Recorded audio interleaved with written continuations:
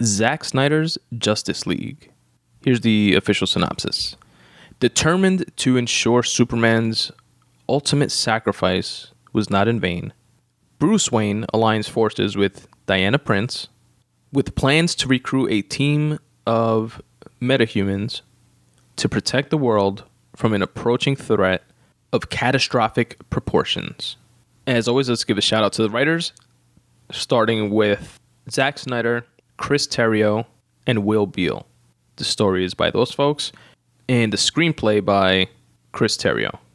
Now, this movie has a really interesting background in that Justice League, the movie, was originally released in 2017. And it was a movie that Zack Snyder began filming, but stepped away from towards like the middle or 2/3 of the way through the movie.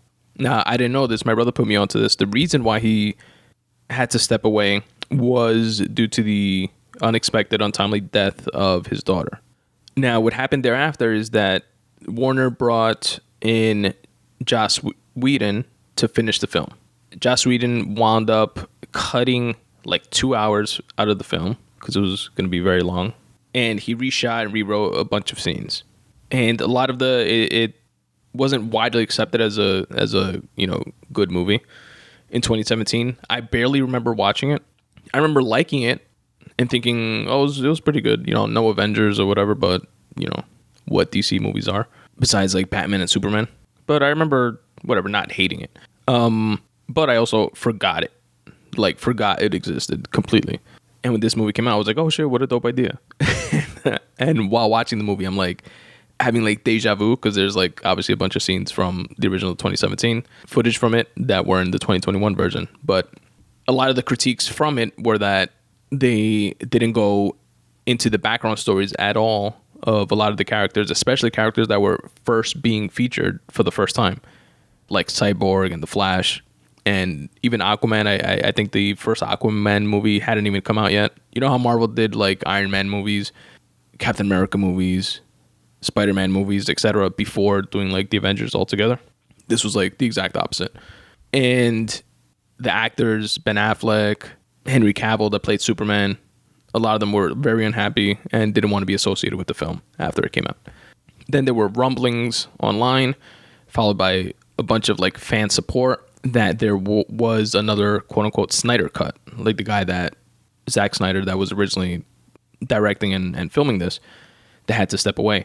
And there was a large push from fans to release the Snyder cut, the Snyder version. After so much attention, and Zack Snyder obviously willing to, Warner wound up giving him $70 million to reshoot and refinish his original vision for the film, which gave us the Zack Snyder's Justice League cut in 2021, which is 4 hours and 2 minutes long. It's like, on one hand, no wonder Joss Whedon saw that and was like, cut half of it. But honestly, on the flip side, I saw it, really liked it, really enjoyed it, and I was not bored at all. I really liked from the film also that it was dark. It was like they showed blood. There was cursing in it. It wasn't like a PG-13 made for kids like comic movie. It was much more graphic novel like. From the very first scene with Ben Affleck and Jason Momoa, Bruce Wayne and Aquaman, I was like hooked into the movie. I thought it was like a really dope dialogue exchange between the two. Aquaman like made fun of him in a scene saying, so you do it dressed as a bat? And Bruce Wayne is like, hey, I worked in Gotham for like 20 years. And Aquaman's like, oh, Gotham, that shithole. And I have a question, by the way. If Aquaman takes off his shirt before he goes into the water, which he clearly does because he's bodied up, how does he always have a shirt when he comes back out of the water? Does he just have like stashes of clothes lying around and shit? Anyway, the main villain that we see, Steppenwolf, which is like the main villain that we see, but he's not like the head villain. The head bad guy is like some guy called Darkseid. I think I'm getting that right. And we barely see him, but he's the one that Steppenwolf is like reporting to. But he's a dope looking supervillain. Like, just the way he looks, he's like all like armored up and doesn't look cheesy at all. Like, he looks like a cool character and has great fight scenes, especially the first one with the Amazonians. And they're like attacking him, they're on their horses and their bows and their lassos and shit. he's like running through them and grabbing horses and like flipping horses over with them on it. Sick. Dope scene. A lot of the fighting scenes like throughout the movie were like really, really good. I liked Barry Allen's character, the Flash. He was like smart and funny. He was kind of like Spectrum-ish, but definitely provided a lot of the comedic relief in the movie. Victor Stone's character, which I'm not familiar with, like comic book wise or anything like that, but he played Cyborg. His character was interesting. He was like, he could control anything and everything, like digitally, but couldn't really control himself. Like didn't really have like emotional control. That was like, at least what I saw within his character arc. There was a scene also where I have a question. When they were climbing out of the tunnel in that Nightcrawler machine thing that Batman had, and Aquaman was like holding off like the water that was like pouring into the tunnel. Why didn't Wonder Woman just fly out? She was like holding onto the machine, and they were like all like holding on for dear life while the machine was climbing them out of there. But couldn't she just fly? Either I'm missing something with her abilities, or they fucked up with that. Ben Affleck, I think, is a really, really good Bruce Wayne. And I liked him before as Batman, but in this movie, I thought he was a horrible Batman. Sorry, Ben. But as Bruce Wayne, he was probably at the top of the list of like dope Bruce Waynes. Towards the top of the list, because Michael Keaton, right? One of his great like Batman scenes though was his like luring away of like those insects that were with Steppenwolf, those like flying creatures, luring them away. That was like a dope scene in Batmobile and him like fighting them off. And what they shot really in a great way that kind of like immersed you within it, and like you visually just got what was going on, was the Flash's running scenes with how everything around him slows down and you have like the electrical lightning looking pulses all around him.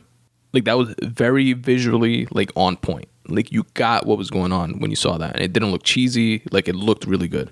There was a couple other things that I didn't like the naming of certain things, which just seemed like lazy, but maybe that was just like carryover from comic books. I don't know.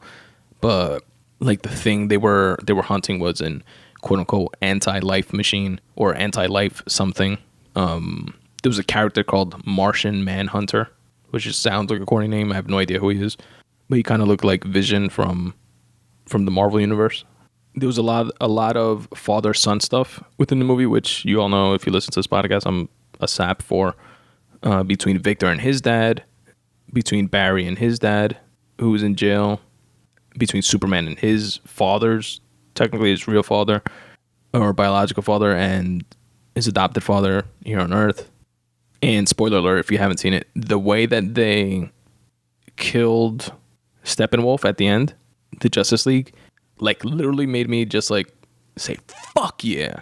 It was like a dope fight sequence and like teamwork, and they just chopped his fucking head off at the end and like showed the blood and a little bit of the gore, not too much, but it was dope. And then his head just like rolls onto the ground, like it goes through this like time portal thing, or like wormhole portal thing, and the head bad guy just like steps on his head, like I knew he would fail type of thing, and he like kind of like catches his head with his foot like a soccer ball type of thing and just steps on it. It was a dope scene. And then lastly at the end, it was like there was like a Bruce Wayne dream sequence scene going on, and Jared Leto's Joker is in it, which is interesting because Jared Leto's Joker from what was it called, Suicide Squad, he like looks wise, like I liked it, like he could pull off like a modern day Joker, but like the character, like the modernization kind of the character, like I really didn't like, or at least I don't now.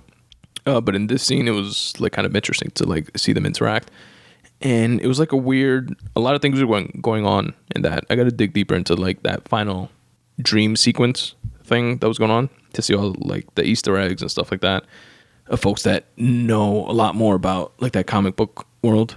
But it seemed like setting up a lot of possibilities to come, and it was like a culmination of Bruce's like inner demons. But yeah, man, it was a dope movie. I definitely recommend that you guys should check it out. It's 4 hours long, but I still recommend it. maybe in a couple sittings for you guys, but I saw it in one sitting and thought it was great. Zack Snyder's Justice League. Check it out.